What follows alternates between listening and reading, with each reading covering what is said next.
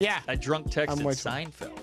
Oh, no way. Yeah, it's like the biggest regret of my life.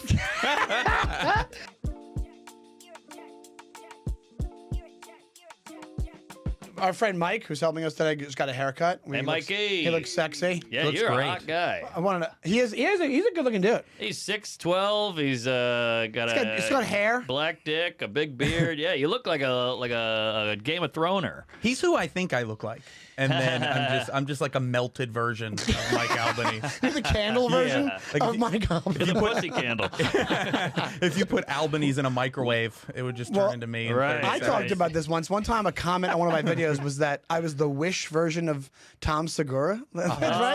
That's really funny. And he's not even hot. No, So no, you're no. already- You're double I think fucked. it's everything. But but the thing about it is the weird part about it. I didn't know. This is how bad you're getting insulted. Well, I didn't know what Wish was at the time, so I had to look up what Wish was. So you almost get double insulted. Yeah. You almost get a thing where you're like, oh, I know this isn't good, but now I have to find out what the app Wish is, and I googled it, and I was like, Wait, what is Wish? It's like the no frills version. Like you have a Captain Crunch, and then you have a box that says cereal on it. It's like because Wish you get all this designer stuff, designer in Right. quotes, like the for bag cereal version of Tom Segura. exactly Oh, I bag like cereal Wish. version. Yeah. I drank Czech soda, which didn't even. I think it's a New Orleans thing, but we didn't want to buy Coke, so my parents bought Czech. So that's the Wish soda. They probably had a version of that because we had CNC. Oh, Did you guys Music have Factory. that? Yeah. No, we didn't have CNC. We had Fago. I know You ever hear- Fago, yeah, That ICP. That's like that's the insane clown posse soda. My dad was one of those people that convinced himself that he liked Fago better because of the taste, but it was bullshit. They always do that. Yeah,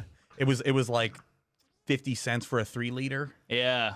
It's disgusting. It's like the guy who lives far away, and he's like, "I can get door to door to your house in 48 minutes." You're like, "No, you can't. That's at 2 a.m. on a Thursday morning." That's every comedian that lives in Jersey City. Everyone, Yeah. door to door, make it here. What do you take a subway ride? That takes like 40 minutes. You know, for me it's 48. Not that different. I have a version of that. I used to have a doorman job in the Upper East Side, and this is actually kind of true. And I was living in Long Island when I worked there. I was like 21 years old, 22 years old, and where I lived in Long Island was really like I could get from my parents' house where I was staying to the doorman job in like 28 minutes. And if you do it now, it really is like an hour. Like that's how much traffic is like Really? quadrupled in like 20 years. Interesting. Yeah, it's way more traffic in the city than it used to be. Like, but it sounds like an old man complaint. Yeah, But yeah. it really is. Like that's thought- why they do all those Uber restrictions and all that. Yeah. I thought the pandemic was gonna slow everything down. You know, because everybody's like, "We're not going to an office anymore." So you'd think traffic would drop. It did. Oh, it and then did? it went back with a fury. Interesting. And what ended up happening was a lot of these places now I think are going, you're coming back to the office. Oh. I remember when during pandemic when they were like, New York will take like at least 5 to 8 years to get back to Oh, normal. they always say that. It looks normal walking around. It's crazy. It's great. Well, I think the hobo went up a little. Well, yes, I think crime that went up a little. The crime went up a little, but it's becoming like it's still not like 1990s New York City. I remember coming to the city. No chance. I remember I've talked about this to Ray, where like even in '97, my buddy went to Parsons, and his dorm was on 13th and 3rd, or 11th and 3rd, and he goes, "All right, you're gonna come in from Long Island. You're gonna take the 2 then to the L. Do not go past First Avenue." He was like, "Do not." And the stop he was talking about was Bedford Avenue, L stop, which is like for a while was one of the richest neighborhoods in the city. Yeah, it's like as Colin Quinn says, when I was a kid, you didn't take the L. Now it looks like a ski lift. Everybody's white and rich. It's true. Everybody drove over there. I've been here 4 years. I've never been like truly scared. Like Really? I never felt like I was gonna get like mugged. That makes sense to me. It's been very few times, but it feels safer than like I grew up to believe, like with Right. movies and fucking. Well, it has gotten safer since you were a kid. Yeah, for sure. for sure. But didn't you just choke a guy out in the subway? Me? No. But when I grew up in New Orleans, it was way worse than New York. Like everybody's like, "Oh, you're going up to New York? Watch out, the big city." And I'm like, "This is way scarier because there's no people around in New Orleans." Dude, I was there for your thing, and it's my first time there, and I was terrified. You walk around and like you're like, oh, I see why this place is haunted. Like there was nobody on the streets, and there was no street lights. And I was like, I asked somebody, I was like, oh, they do that for effect? They're like, no, they just run the city really bad. Yeah, that's a horrible infrastructure, and it's haunted, but it's haunted with young gang members who are still alive. It's definitely haunted, but it's wild out there. I think LA is scarier than New York. Oh, for sure, especially like, now. Yeah, like their homeless people play by no rules there. No. Well, it's also weird when you see like a rock and roll homeless dude. Like I get way scarier of like a homeless guy in like a leather jacket with spikes on it and like the Misfits on the back. Yeah. Than I do. I could be in the middle of Bed-Stuy and be like, I'm fine. Right. But like when it comes to LA, I walked around there and be like, I don't know if you're just gonna like, I don't know, sell me your CD, like your rock CD or like. Well, they'll touch you there. Like they have more of like a haunted house vibe in New York, where they'll scream at you, they'll scare you, but they're not gonna grab you. Funny. They can't do it. That's a bit. But LA, they touch. Oh, they'll man. touch you. Yeah. Well, they're all failed actors, so they feel like they can do blocking. It's interactive theater.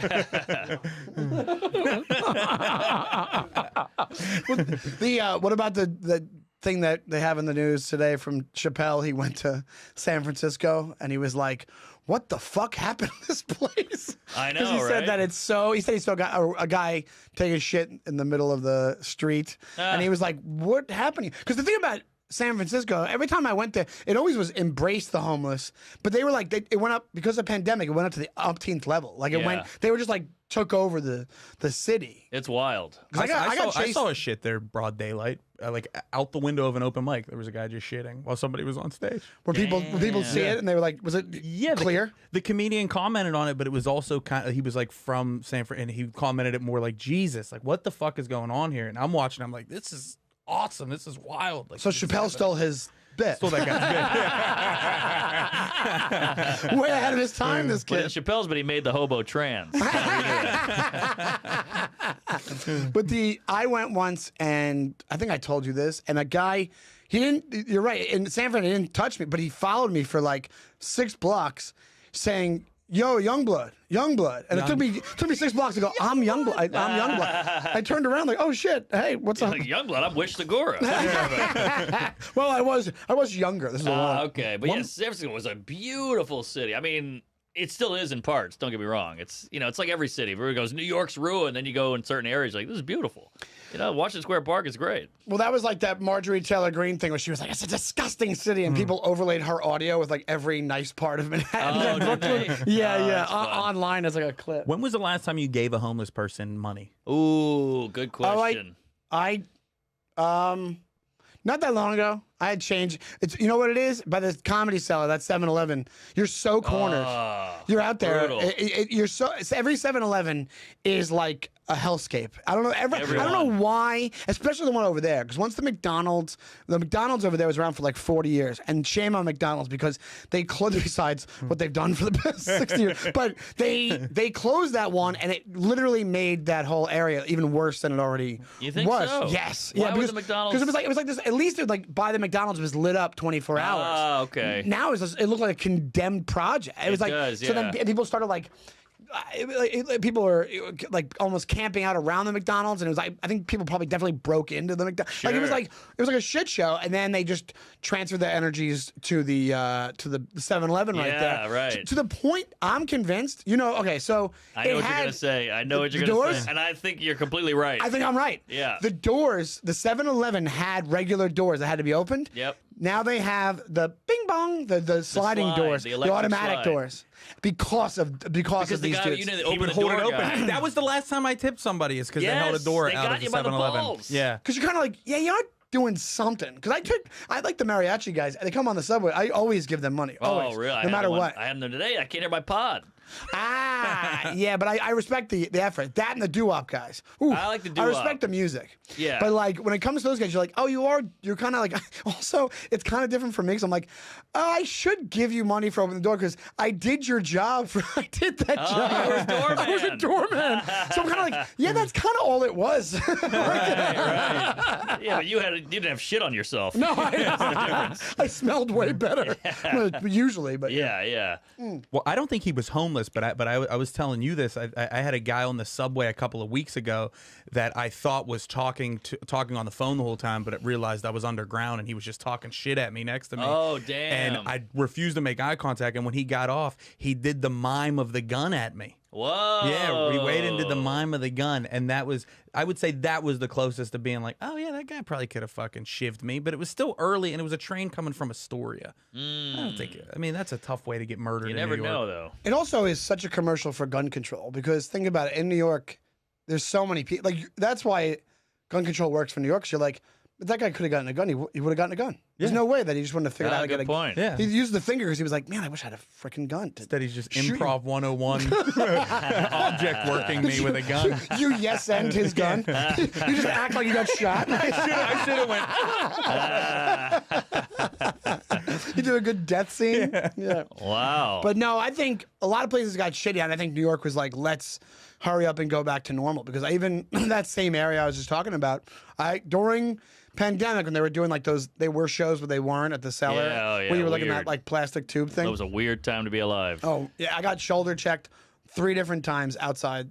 And I kind of had a similar thing with you, but it wasn't a gun finger thing. A guy shoulder checked me. I thought it was an accident. I turn around and he's doing like the both hands. Come on, come on, come on. Damn. Come on. Yeah. See, the gun check thing would be fun because you could go, getting shot too, and maybe he'd be like, I got him. You know, 'cause he's probably a crazy guy. You become 6 all of a sudden. Well, cops and robbers. He had the full, like he was wearing a mask, but it wasn't like a surgical mask. It was like part of his shirt, and then he had sunglasses on and a hat. Damn. Which like the Invisible makes Man. it way worse. Yes. Like Whoa. which 5 years ago you would be like, oh, what the fuck is he? He's a bandit on a train. Like, Sure, you know, sure. but now it's like He's robbing the train. That's what train robbers want. but it's normal to see people wear masks. So like I didn't think anything of it at first. Like my like sensors didn't go off that I should be like worried until he started talking shit and saying things. This could be in my own head, but I was writing in my notebook about a funeral and I heard him say the word funeral. I was like, is this guy reading my fucking Was he close enough to read it? He's pretty good. He's about as close as me and you are right now. Whoa. Oh, yeah, maybe he saw Yeah. it. But also, wouldn't it be great if he was just like a train robber and he just didn't realize that wasn't a thing anymore? And he was like, and then he was like really, he was just frustrated. That's why he did what he There's did. no cash on here, just people that can't afford Ubers. But you didn't say anything to him. Like, would you? I didn't say shit. Would you have? Did you map out any scenarios? We talk about this in the pod. Where it's like, did you have the jerk store moment of like, this is what I would have done if I had the druthers at the moment? Yeah, like I mean, I did the thing where like I made sure to like get off of like get everything out of my hands. You know what I mean? Like I put my notebook like in my bag. He doesn't want the after notebook. a while. Well, no. So my hands were free, so I wasn't still sitting there writing if I had to go. No. Well, he seemed like he liked the one joke. True. He liked the funeral bit. But do you have like a move like when you feel danger coming? Like I always heard. For me, I would kick, like do a big old donkey kick, like straight out. Just I mean, when it gets down to it, yeah, just to get some distance. But I always heard hit the throat. That's what I always heard growing up. They're like, chop the throat, punch the throat. I mean, right when it gets to a fight. Yeah. But he's saying like right before that moment when, like that situation, would you have just got up? You would have just got up. I would and just went, walked away. Yeah. I just walked away. But like, oh, but you that's kind of weird. cornered it at one point because then you're like, did you have the thought during it? You're like, oh, if I get up noticeably now, he might comment on that and then come after me because of that. Because I'm getting up because just from like his reaction to me getting up. I know it is a tough call. What do you do? I used to do I've talked about it where the stare straight forward seems what everybody does. Yeah. I would have my sharpest key in my hand, like I'm gonna stab somebody with it. But I don't know if that would pierce skin. I think you got to. Oh, sure it would. Or the eye. Jeez, you're going for the fucking. Well, if we're going, we're going. You know, that's true. What am I going to tap you? Yeah. You know, but I saw a comic. I'm not going to say his name. We were on the subway together. He had his laptop open because he was like working on a script or something. And these 3, street toughs were like, "Oh, we're going to steal that laptop. We're going to steal the laptop." They were like 4 feet away, and you could hear them. And they were kind of saying it to scare him. And he was having a bad day, and he was a big guy. And he slammed the laptop, and he goes, "You gonna steal this? You gonna fucking steal this?" And he's holding it up, and they're like, "Whoa!" And they just walked off the train. It worked. Good for him. But he went so nuts that they were like, "Fuck this guy." That's scarier than any like hoodlum on a train is the guy that just has had it. You know what I mean? Yes, like yes. just like The falling down moment. There's a whole It's movie Michael about it. Douglas and falling down. And it's Bernie Getz. It's also this kid. You mentioned it. You said he was the guy. You're the Marine that choked out that He dude. had a bad day, maybe. Yeah. Maybe he had herpes. He found out. But dude, that's basically. I said it's UFC Bernie Getz. You know what Bernie Getz is? No. It's a New York legend from back in the day. This guy, this is like nothing compared to what it was when this guy did this. He shot these 3 black teens on the train because they were trying to mug them. This is in the 70s. I forget what year it is. Oh, I think I have heard about this. Yeah, it was like a famous thing, right? Bernie Getz calling you? he knows you're talking shit, dude. Bernie. But this guy did. It was 84. 84. Oh, it was 84. Okay, so the city was shit. It was Yeah. so much worse. Right. And it was like at peak level, and there was like kind of racial undertones, which there Sure. always is. Sure. And he shot these dudes, and he was hailed a hero and a villain at the same time. That's what's going to happen with this dude. It's a lesser thing because Interesting. it's different time. It's not as dangerous as it was. And this guy, that case. Did you hear about this guy that did this? Oh, you haven't heard about this? It's like blowing up. I don't I don't read anything. Ever. Wow. I don't. It's That's why bad. you got a full head of hair and beautiful eyes. Oh, thank you. Good skin. Really? Yeah, you got Thanks. great skin. I got a big head, I think, though. I think I got a giant big fucking head's head. fine. Yeah. You're But all this kid is an ex-Marine. This guy's bugging out on the train. There's all these different conflicting stories. There's the Marine's sitting there. This guy comes on. He's got mental problems. He starts telling the people, I'm going to go to jail. It's almost like I don't give a fuck moment for that guy. And he's freaking out. Everybody's uncomfortable. And then some people say it that he did go after this guy and touched him. And the guy got up and then he put him in like a UFC style chokehold. And they're saying that these other 2 guys got up and like held the guy down because I think he was just going so berserk. But one of the things they did say is like he probably held him that way for like 15 minutes. But I watched the video. 15's long. 15's really long. Yeah. And everything is based on stage. Where it's like, you ever hear a time thing and you're like, I'm basing on how long it would be on the stand-up stage? That's like, a long set. It's a long set, exactly. 3 late night sets. Exactly.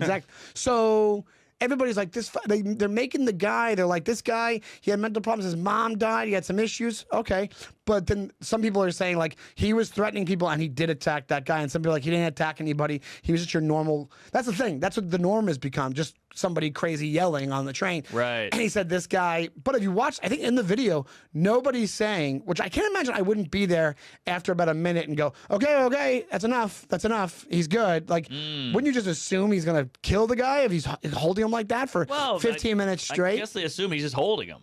He's got a choke hold. It's not a choke kill. Oh yeah, but he's crushing the guy's larynx. I guess, but then also there's all this shit, and look, I got no horse in the race either. Here, but yeah.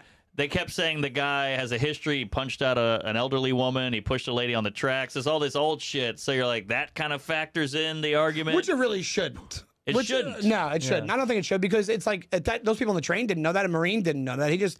That's true. I think if he did attack the Marine, that's when he goes, okay, the Marine can grab and restrain him. Right. But reasonably, there should have been somebody that was like, okay, you got him, or kick him off the train, or call somebody or something. Yeah. Like you can't have 15. Like we said, 15 minutes is 3 late night sets. That's a really long time. Especially, man. there doesn't sound like there was a laugh in that interaction. No. So it's like, wow, this is taking forever. That 15 feels like 30. Bombing straight for 15 minutes. I'm bombing with this guy I'm chokeholding. So you think in that situation either of you would have said something if you were a bystander? No way. Fuck no. I think I really wait to the guy. You mean? I'm not saying shit. Period. Wait to who? I'm just to sitting the, there. to the To Marine. neither. Either. No, I would if it was, dude. And I'm not trying to say that I'm like, I would have stepped right in. I wouldn't have. I would have been like freaked out with this guy and moved when he was doing it. But when the guy's chokehold him, I'd be like, all right, man, you got him. Or like, yeah, like I don't know. I think I would have been like, that seems too low. If you knew he was choking him and the guy wasn't reacting, I think a couple of people would be like, all right, man, that's enough. You got him. Let's throw him But up. nobody did that. Right, that's what I'm saying. But that's because I think no one thought he was dying. That's what I think. You're That's my point. better at confronting strangers than I am. Well, he's a New Yorker. Yeah.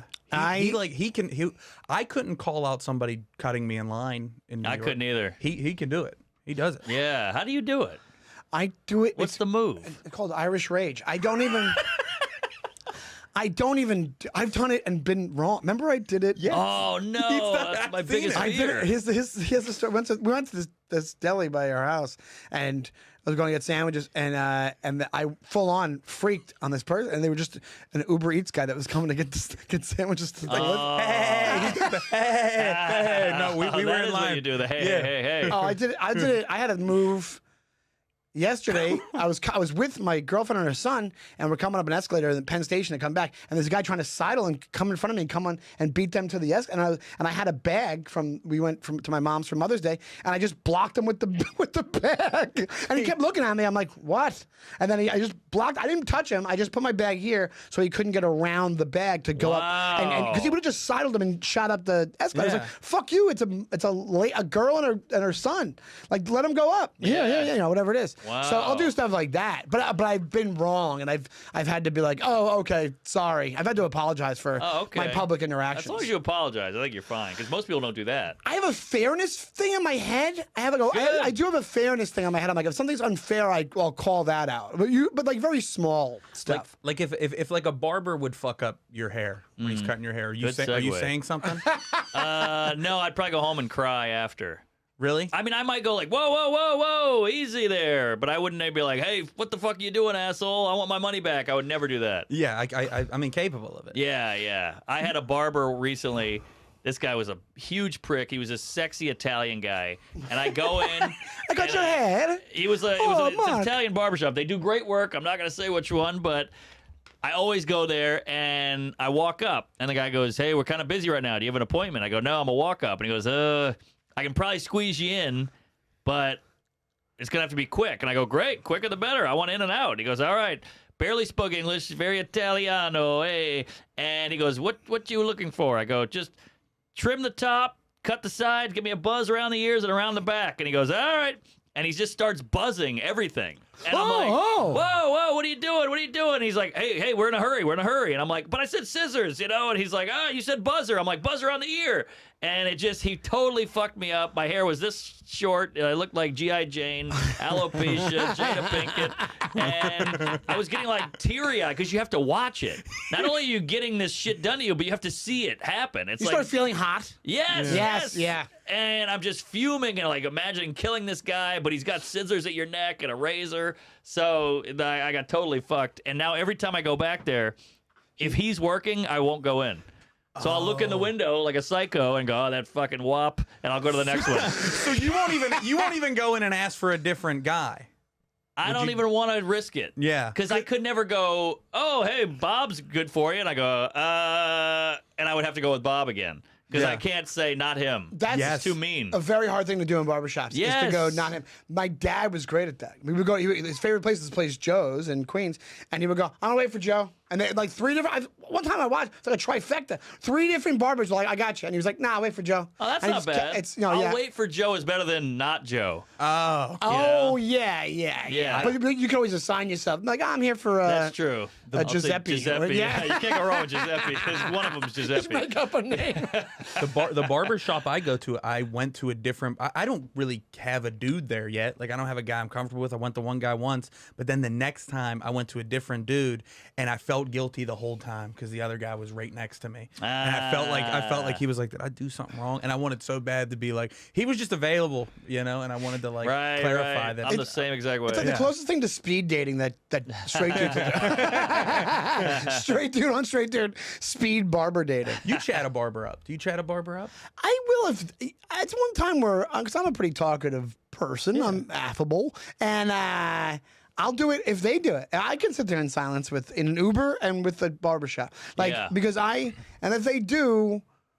I'll answer questions, but I'll never like initiate where I'm like, "Hey, how's your day going?" Because I'm like, I think that comes off so disingenuous. Yeah. But if they're like, "So what's the story? Were you doing something?" Blah blah blah. I'll answer that. Yeah. Yeah. I wish somebody would give them an improv course because they always have the worst. So work around here or whatever, and I'm like, that's all you got? Yeah, I know. Give me something. Nice day out. I'm like, yeah, nice day. They should have like a pamphlet. Yeah, or they should, or like a blog they can go to look like. Right. Yeah. Like if they were like, hey, did you see that subway shit? I'd be like, I know, that was crazy. That That was interesting, at least. Or what you do is, or just start with a barn burner. Just be like, so race relations. So what do you think about abortion? That was the old barber. The old barber I went to talked about the wildest shit. He was talking because he was like, I'll carve whatever into anybody's head. I don't care what it is.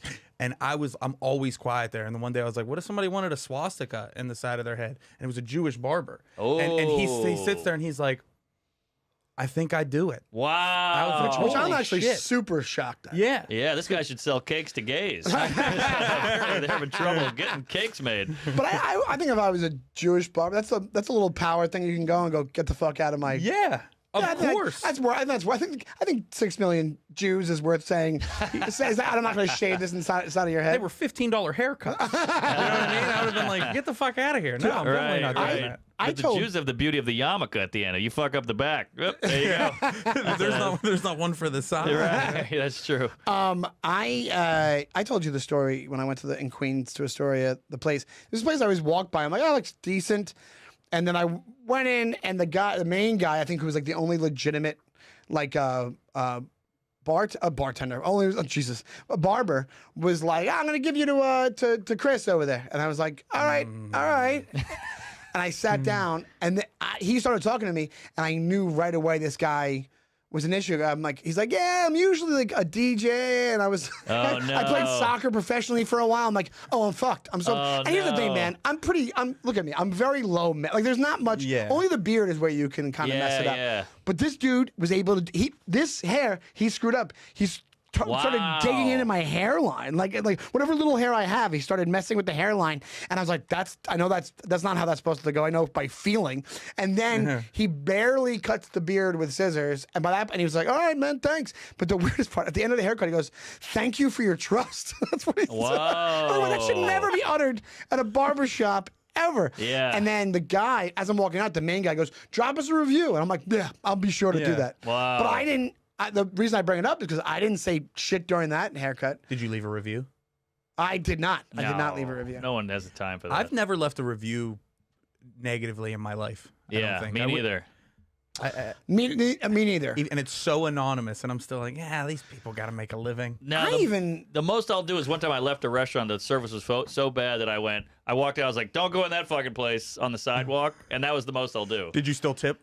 Of course. Well, yeah. Yeah, I think I gave like 18%. Yeah, that's what I'm saying. You know? I'll do like I could have a little victories in your head. Yeah. Like I always say, I could have somebody like a waitress like call me a piece of shit, and I'm like, this bitch is only getting 18. Yeah. You know, like she's gonna go only 18. Like she's gonna be like, all right, 18%. Yeah. Which is probably more than most people. I know, tip. right? I know. The guy with the huge head, give me 18%. But I think I've never done it with a restaurant. I freaked on I freaked on a Lyft driver once. Me and my ex-wife were looking at apartments, and I was meeting her in Forest Hills looking at an apartment. And you would have thought this guy just grabbed the car off the street and just was like, I can drive a car. He had no idea what it was to drive. He was switching lanes and not looking straight ahead, just moving the car. And I wasn't overreacting. And I'm like, whoa, you got somebody over here. And it was like we're in a lot of traffic, right? Wow. So he's doing that. He's speeding up. He's almost hitting cars. It's like he learned how to drive a car 12 minutes before that, and even even bad for that. So we get to the exit. We're in traffic forever. I almost died 4 times. I get off. I go, pull over here now, pull over right here. And he's like, no, you got the 3 more blocks. I go, no, right here, right now. And I go, dude, how long you been driving a car? And he goes, 14 years. Oh. And I go, okay, man, I'm sorry I yelled at you. And this is how you know you're so pissed, when you just start giving them advice more than yelling at them. I was like, directing. I'm like, I go, you need to stop doing this. You're gonna hurt somebody. And then I contacted Lyft, and I'm like, give me my money back right now, and don't have this guy drive. That's the only time I've ever done that. And I've had other bad Ubers and stuff like that. Yeah, it's like that comic you meet who's so bad they don't get one laugh, and you're like, how long you been doing? They're like, 28 years. You're like, oh, nice. Keep it up. Yeah. You should be a Lyft driver. I was on the road once, and a guy that was hosting the shows, and he was atrocious, and he had been doing it probably 8 to 10 years at that point, and he was bombing. every show at his home club in this town, and he kept telling me how he was going to move to New York. And I go, hey man, I think what you do is, I try to be nice. I go, no, you conquer it here. You become the big guy here, and then you come to New York, right? Right. And he didn't listen. About 6 months later, he was in New York, and then was doing mics and melting down and mentioning my name on stage. No. Saying that I told him to move to New York. And then, Wow. You think this is bad? Sean Donnelly told me to move here. And that was Greg Stone. That man's name was Ian Fidance. Fidancy? How do you say his name?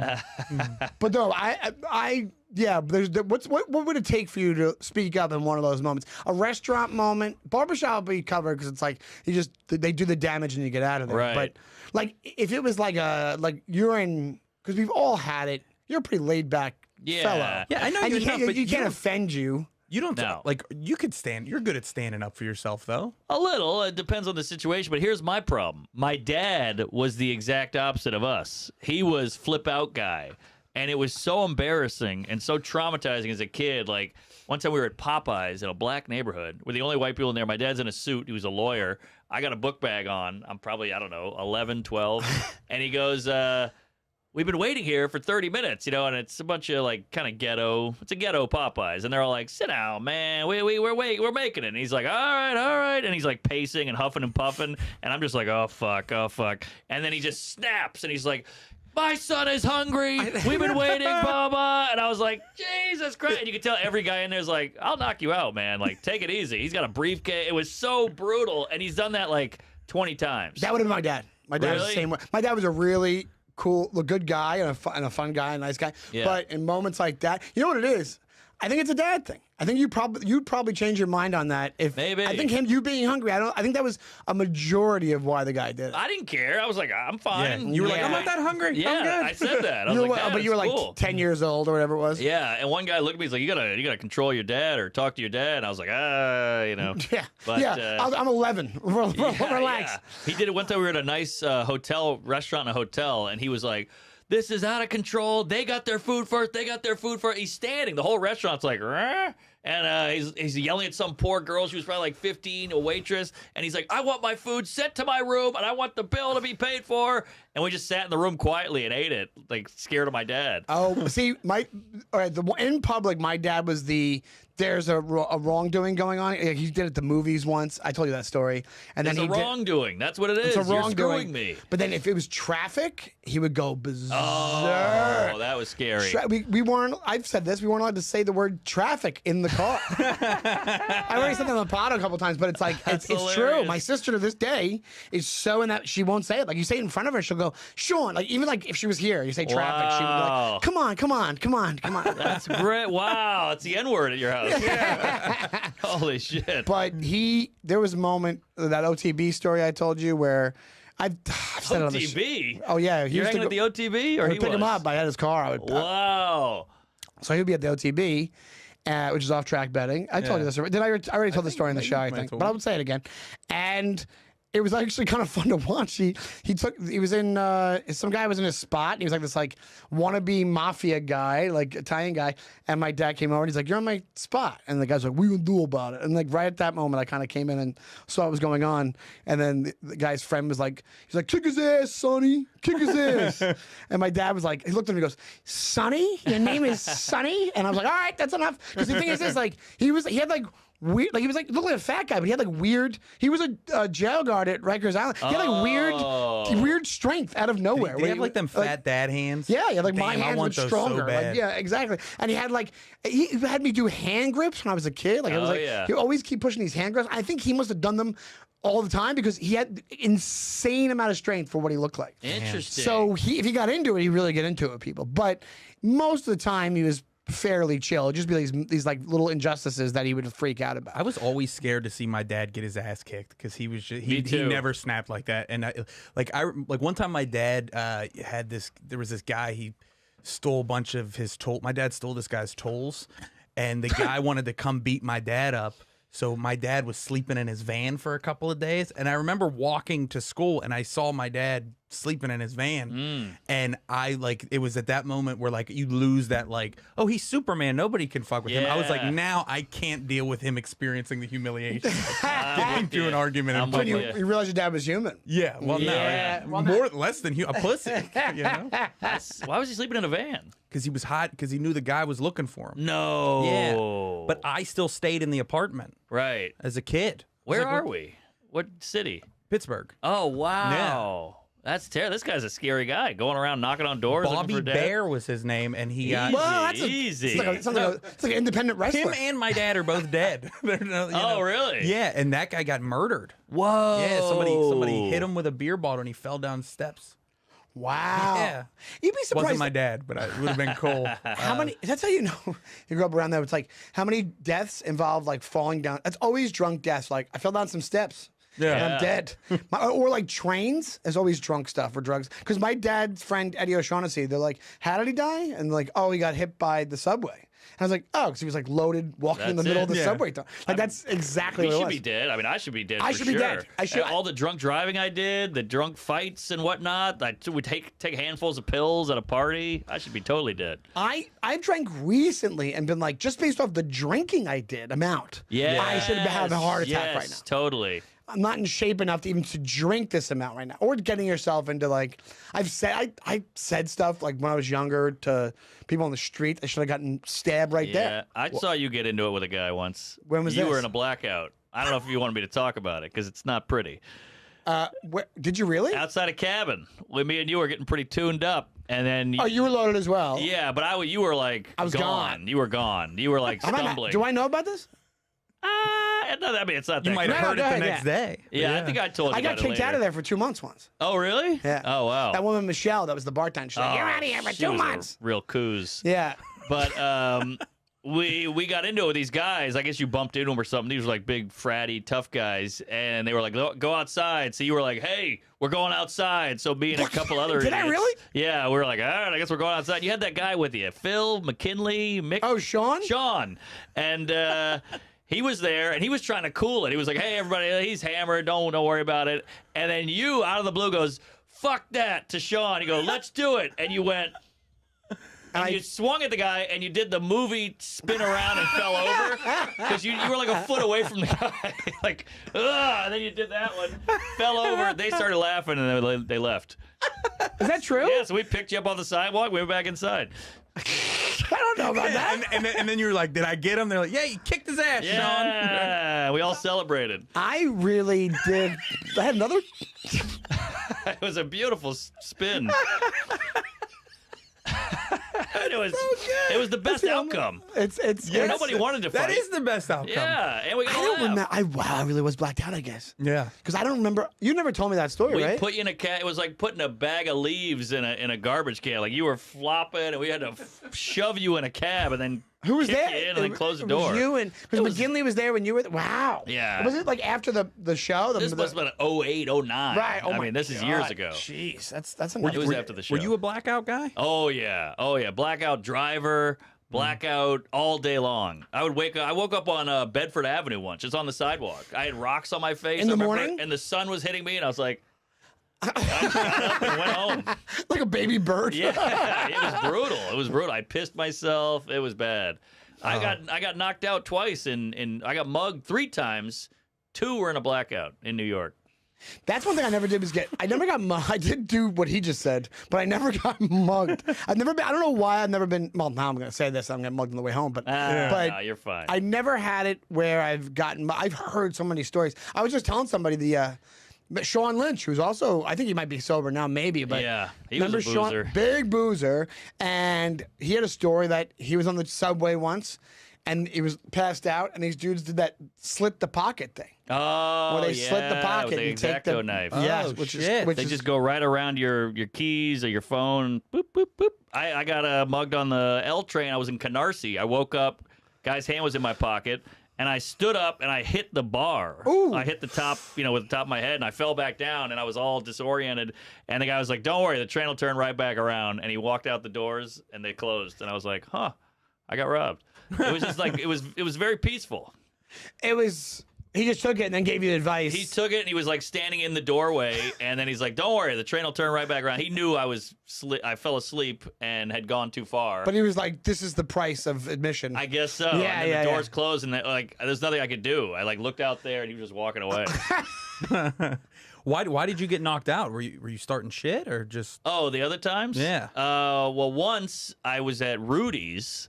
Great bar. He loves Rudy's. Great bar. Well, they had free hot dogs with every beer. They still have it, I think. Oh, they do? They do. So I was broke, so I was like, I want to get drunk, and I haven't eaten in 9 days, you know, so killed 2 birds. And I was just in there putting them back, and then I was such a bad drunk that I'd be like I'll take the empties off the bar, like the half full ones, and chug them, you know, because I had no money. Yeah. And so I blacked out, and it was cold out, so I said, I live all the way in Crown Heights. Let me go into this little alcove. There was like a kind of a 3-step down porch thing. Let me go in this little alcove on the side street and just take like a little nap. And I woke up to like 3 or 4 guys going through my shit, and one of them goes, "He's getting up!" And I went out again. Whoa! And I woke up. They had my phone, my keys, my wallet, my joke book, my pen, my change. And it's so hard getting back to your house with 0 money, no ID, no debit card, nothing. So You're basically off the grid at that point. I'm off the grid, so I had to jump the turnstiles, then get all the way back home, then get my friend's phone, call my parents, tell them you got to ship me a card or call the bank or whatever. So it was a nightmare. Whoa, dude, I'd be fucked. I don't know how to get anywhere ever. That same bar, a buddy of mine, we were there drunk, and my friend on the way out, like he said, the bartender was being a giant dick to him. Yeah. And on the way out, he jumped behind the bar, like from the patron side of the bar, reached over, grabbed a bottle of vodka, and booked it out the door. Oh shit. Oh, good for him. Yeah, hell yeah. I love that. Me too. I used to do shit like that. You junk back because they were mean. You go, fuck you, and then they would push you around. That was fun. Yeah, it's absolutely. But Good times. Well, what year was that with the alcove thing? That was probably like 08. That was before COVID because you were drinking like, floaters at the bar. Oh, I mean, yeah. I wouldn't have cared. My brother caught me doing that at a strip club once and was so mad at me. I know. My brother was a big germaphobe, and we were at this strip club for a bachelor party, and he was like, "Did you just drink that beer?" I was like, "Yeah." He's like, "That's not your beer." I was like, "Oh, I know, dude." I was like, "They're like fucking $7 for a beer. This is, Pittsburgh, $7 for a beer. That's outrageous, Crazy. Especially at that time." It's like 50 cents. And people were leaving half beers, so I was crushing them. Oh yeah, I did the same thing. But I would do to. wine, cocktail, whatever. Sometimes, and it's like Caddyshack. Get the cigarette in it every now and then, you know. But yeah, we would do it because we were broke. Yeah, it works. That's what I'm saying. It was great, and you'd hang out there, and they wouldn't get mad at you for not drinking while you were there. Oh wow, watching the rare. dancers. It's insane. That time period, I was even at that point, I was probably too old to do it, but it was like still in my 30. I was 30, and it makes more sense to drink that. How much do you think your drinking has fallen off since that time? It's like tons. Yeah, it's huge. Probably like 70%. Yeah. I only do it on the weekends now, but I still have I'll have like 5 cocktails, and that's me going crazy. But back then, it was just like start at 6 and drink till I go to bed. Like I'm sipping on a vodka soda at night, and then I pass out. You drink all the way up to sleep. Because you can regenerate. Yeah, I've had it now where it's like, if we have one night of drinking, Forget about it. Like I'm gonna have my birthday party tomorrow, and I'm like, oh, I can't do what I've done. I can't past. deal with it's not even just the hangover, it's the anxiety the next day. Yes, Because me drunk has just turned into more and more of an asshole. And like, I feel like even if nothing did happen, I still have that like, do I got to apologize for, who do I because I have that happen to me sober, that I feel like I offended somebody just talking to them, or like leave a conversation. Like that happens all the time. Yeah. Well, no, I mean, not with you, but I'm just saying in general, like you piss someone off, you don't even know it. Yeah. And then you go home and they're like, whoa, Jeff's got a bone to pick. You're like, what about, I just saw Jeff. They're like, yeah, you called his mom a whore. And you're like, I did? Oh, shit, I was fucking around. You ever have the reverse of that, where somebody asks hey, I've had people just apologize to me. And like sometimes I'm like, oh, you might have said something. And if we're at cabin and you might, and I was just drunk. But other times I'm like, oh, no, I wasn't drunk at all. And like, you didn't say anything. Like, oh, thank God. I told so-and-so, his mom's a whore, fuck you. Yeah. And I was like, oh, yeah, all right. You could have milked it. Yeah. You could have been like, oh, yeah, you should probably buy me dinner. Yeah. You got 20 on you? I had a girlfriend that used to, I think she did overhype the shit that I did blacked out. and like would try to make me probably. feel bad. And then my buddies, like I'd be apologizing to a friend and be like, "You're fine. We were all fucked up. She just, you know." I'll do that to myself. I think everybody does. I don't know. I have that when if I'm like blacked out, I'll be like, or super drunk, will be like, oh my God, they're gonna be I would do nothing, and I'd be like the same thing where everybody's gonna be so mad at me just for me talking to them. You know what I mean? Where I'm like, I knew I didn't say anything offensive. I'd just be like, oh, they're gonna be mad that I was that drunk. Yeah, and I you was just like, never know. You're embarrassed. You're embarrassed. It's and we're getting too old for that. Like, I drunk texted Seinfeld. Oh, no way. Yeah, it's like the biggest regret of my life. What did it say? I was shithoused on the road. I was in like some shithole town. I was lonely. I was kind of drunk and sad and just in that hotel alone where you're like, well, that was pointless that I got really drunk and I thought I'd feel better, but I drank too much and it's 4 a.m, 3 a.m, and I'm looking at my phone and I'm like, oh, Seinfeld. I have his number. And then I was like, all right, I can't, drunk logical. I'm like, I can't fuck this up. This has got to be good. It's got to be worth it, So I came up with this whole sketch we could do together. Oh, no, I sent him a sketch idea. You did not. I swear to God. And You're like when you're drunk, you're at UC beer level 2. yeah, I'm not even a sketch guy. I was gonna say, I thought I was like, oh, he like fanboyed out about the show or something. No. That would have been actually probably better. Probably better, because he's probably heard that a million times. This was like, hey, we should do this together, and it would really help my numbers, Did you say that in the sketch? No, I didn't say in that, the but that's what text? I was thinking. But I think I was just like, this is so good. I know I'm hammered, but like, this is so good. He couldn't not love this. This guy did the #1 television show of all time and literally never acted again. Mark's sending him YouTube sketch ideas. True story. He literally only did the voice of a bee and then just interviewed people in his fucking cars. True And this story. guy goes, he'll act for me. He'll come back in. Yes. It's like He will like this. It's like Pesci going to Bubkiss. He's like, Yeah, right. But at least there's money in that, like a TV network behind it. This was for YouTube. I was like, I got a great idea for a YouTube sketch. That was how I started.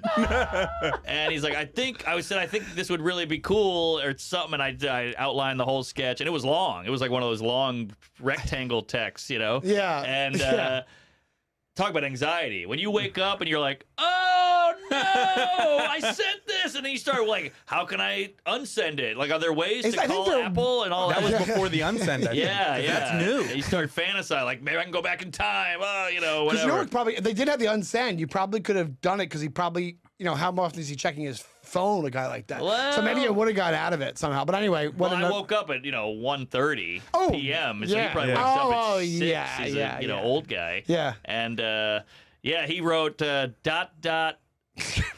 okay. Or like sure. question mark? He wrote like sure, like just stop bothering me, kind of thing. Like yeah, sure, whatever. Wow. Idiot. Yeah, but that's not bad. That's not bad. It could have been No. like, don't text me again. Yeah. You know the Chris D story with him. What was that? Can you say it? Yeah, Chris D talks about it on a pod. But Seinfeld saw his 9/11 story on YouTube. He's like, this is amazing. He called Colin Quinn. He's like, who is this guy? He's hilarious. So then he gave him Chris's number. Seinfeld texts Chris. He's like, dude, I just saw your 9/11. It was incredible. I'm motivated. I'm inspired. Anytime you ever want to work together on anything, hit me up.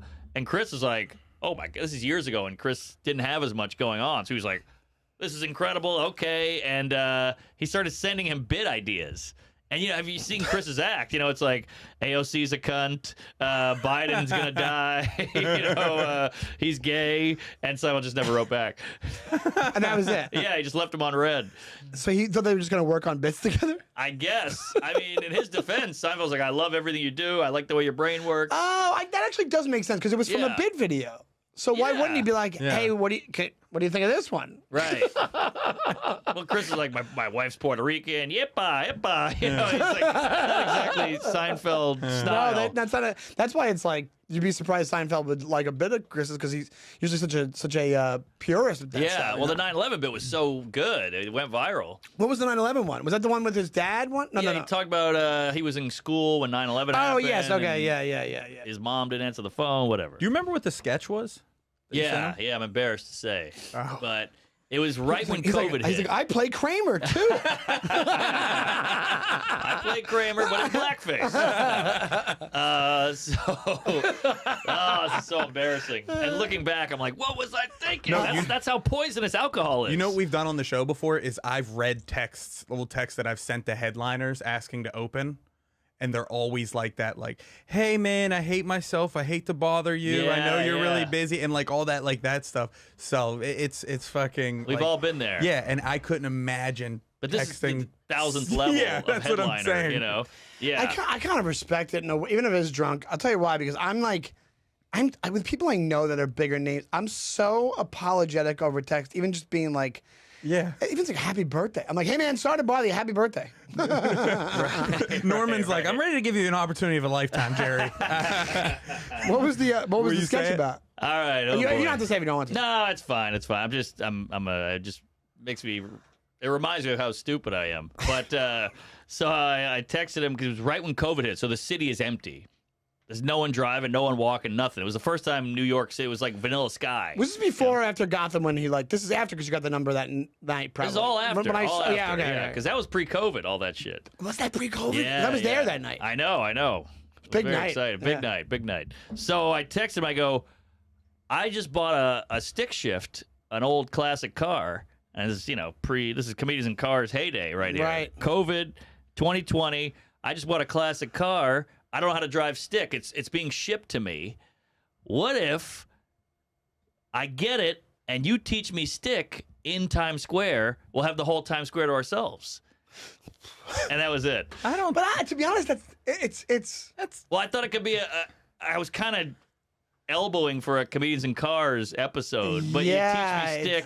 But we have the whole Times Square. We got Radio City behind it, Broadway behind us. We have the whole thing to ourselves. We don't have to pay for that. Yes, and you just it's not Vanilla Sky. Yeah, exactly. I wouldn't have been embarrassed. That's actually kind of cool. That's not. And also, I see that it wasn't like, will you play the bee from the movie? Just would dress up like bees in my car. Right. But yeah, that was it. And I don't know. I was trying to get on the show. I wanted to hang out with him more. So because you opened for him a couple times, yeah, 4 times. So it was a two-folder. It was maybe I'll get on Comedians in Cars. Maybe we can hang out again, even if I don't get on the show. I'm still hanging out with Jerry Seinfeld, and I'm learning how to drive a stick, and we're hanging out. Let me ask you this, because all of us, you're a pretty big Seinfeld guy. Me and him are huge Seinfeld the show, huge beyond huge.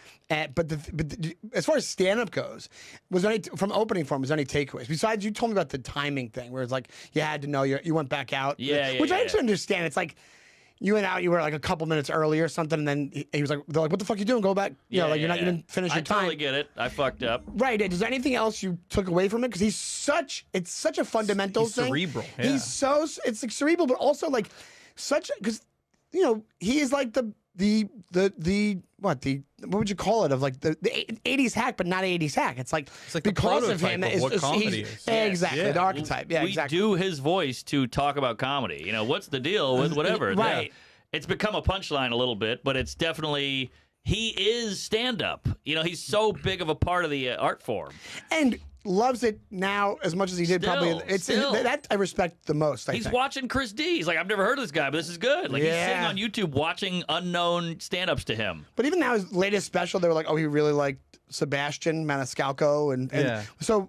But from opening, were you like, not that because you're almost a purist as well in certain regards, but.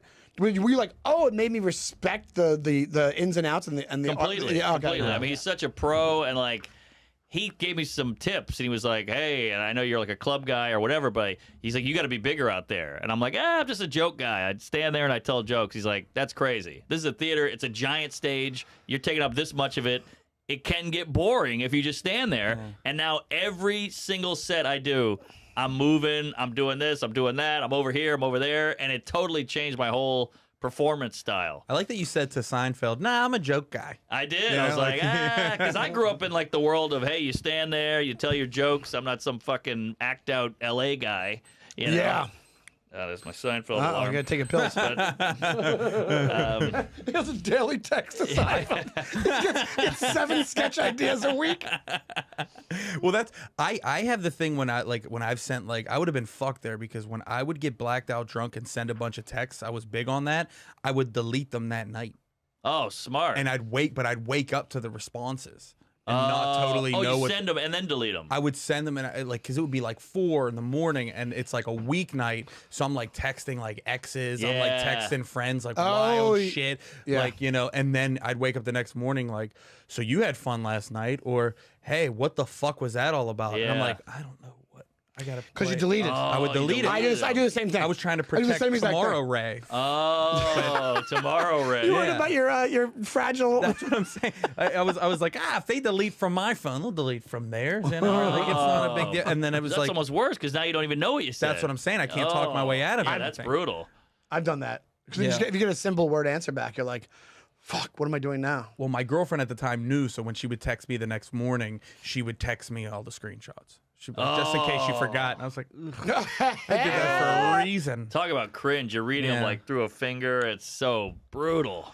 Dude, we have to wrap up, but thank you so much for doing this. Hey, that was fun. This was a blast. Thanks, Mark. We learned so much. Man, that flew by. Jeez. That was fast, right? Yeah. Good conversationalist. You guys can roll. We can roll, baby. Oh, yeah. What? Anything you want to plug, Mark? Where can people find you? Sure. When's this come out? Thursday. Okay. Thursday. Going to Australia for a big tour. So I'll see you there if you got any Australian listeners. And then I just announced it's on my Instagram, my website. Just put up a big theater tour cooking. So get tickets. They're selling like hot something. Hash browns. I mean, I wouldn't say hot cakes. They're not going that theaters fast. are. That's a big. That's a big jump. That's a huge. This is the first theater tour. Yeah, I guess I did like a half one to see if we could do it. And then it worked, so now we're doing this one. Jesus. Yeah, it's fun. It's huge. Fun stuff, but, this will be my peak, and then I'll be back down in the Chuckle Hut. No, it'll be your peak, and one day you'll have a young comic sending you YouTube sketch ideas. At 4 in the morning, dude. Hell That's when I know I've made it. Guys, thank you so much for listening. Ray, what is your social media? Yeah, you have a theater tour as well, but you're just going to see a bunch of movies this week. I'm going to see Sweeney Todd in a week. Yeah, that's my little theater tour. I'm going to see Sweeney Todd with my girlfriend. But yeah, you can catch me at Ray B. Killing him on all social media. I'm headlining my home club in Pittsburgh. That's I'm a big going back there one. this Sunday. Come on out to that. Fun room. Yeah, we need to sell some tickets. And you could catch our show every single Thursday. Sean is at Shawnee Time. That is correct. And I'm at Shawnee Time, and I will be this weekend. I'll be in Saratoga at the Comedy Works. But our friend Michael has a studio. What's the social media for the studio, Mike? There isn't. There you go. Well, hit up Mike. It's a secret studio. Where do people go for the site? They can't. Oh, they can't? No, there's All right, nothing. Just talk to message me at Ray B. Killing him, and I'll set you up with Mike. We'll be his agents. Thank you so much, guys, and we'll see you next week. Bye, everybody. Thanks again, Mark. Thank you.